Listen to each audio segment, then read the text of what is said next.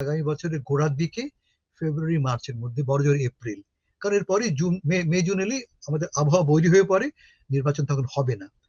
আমি স্পষ্ট জোর করে বলি, আমি কথা বলেই বলছি, ঢাকায় আমার অনেক সাথে কথা হয়েছে, এবং যারা এখন ক্ষমতায় সবাই আমাদের পরিচিত, এরা কেউই ক্ষমতা থাকতে চায় না, বাইরের লোক চায় এদের ক্ষমতা ধরে রাখতে। ইউনূস সাহেব 85 বছরের বয়স্ক বৃদ্ধ একজন মানুষ, তিনি এখন কি চান?